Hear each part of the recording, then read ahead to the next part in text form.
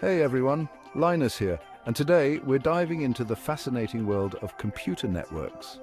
It's a topic that might seem complex, but trust me, it's incredibly interesting and vital to our daily lives.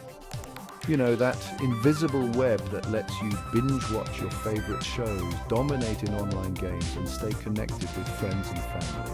It's what allows you to video chat with grandma on the other side of the world, making distances feel shorter and connections stronger. It's easy to take networks for granted, but understanding the basics can make a world of difference in how we interact with technology. At its core, a network is just two or more computers talking to each other, sharing information and resources. But how do they communicate?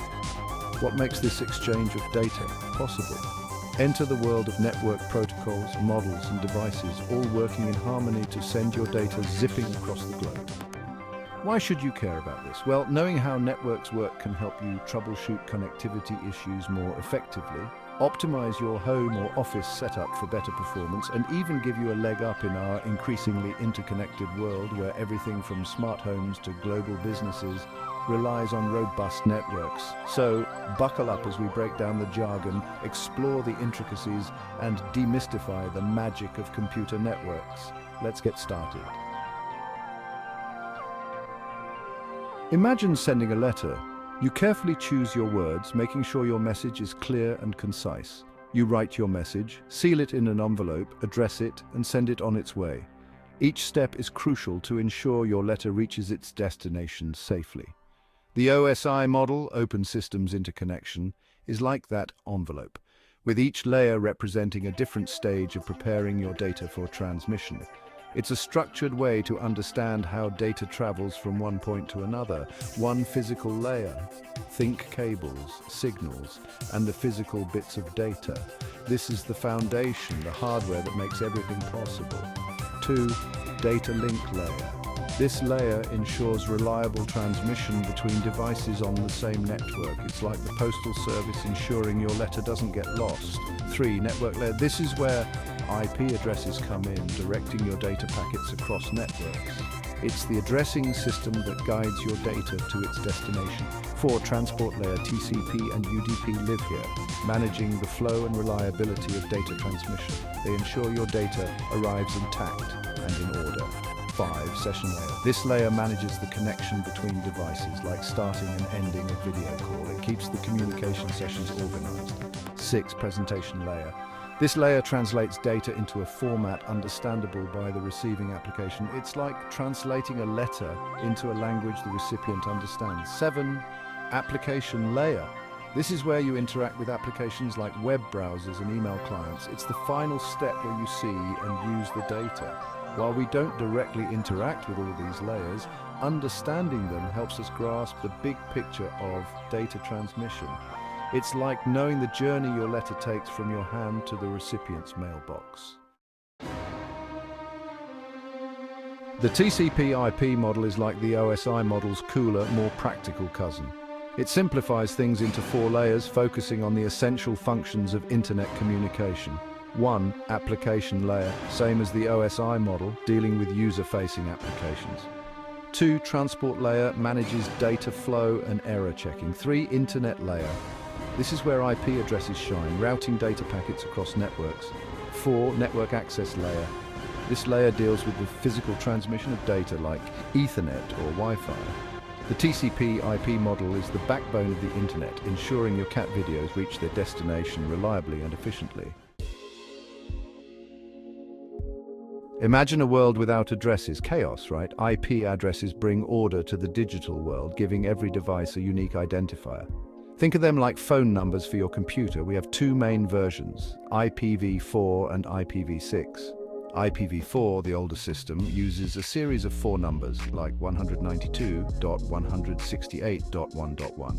IPv6, the new kid on the block, uses a more complex hexadecimal format like 2001:0DB8:0085A3:0000:000:8A2E:0370334.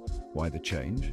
Well, with billions of devices needing addresses, addresses. IPv4 is running out of numbers. IPv6 offers a vastly larger address space, ensuring we don't run out anytime soon. Section 5, Subnetting, dividing your digital neighborhood. Imagine a city without neighborhoods. It would be one giant chaotic mess. Subnetting is like dividing a network into smaller, more manageable chunks. Think of your home network. You probably have multiple devices connected: computers, smartphones, smart TVs, the whole gang. Subnetting lets you group these devices logically, improving security and performance. It involves breaking down an IP address into a network portion and a host portion.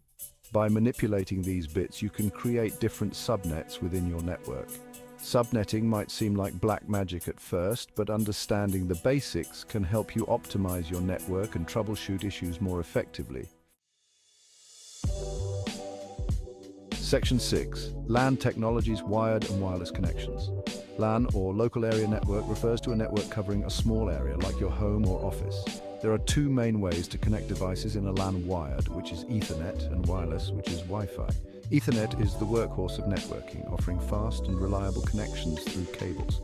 It's like a dedicated highway for your data, ensuring smooth and speedy transmission.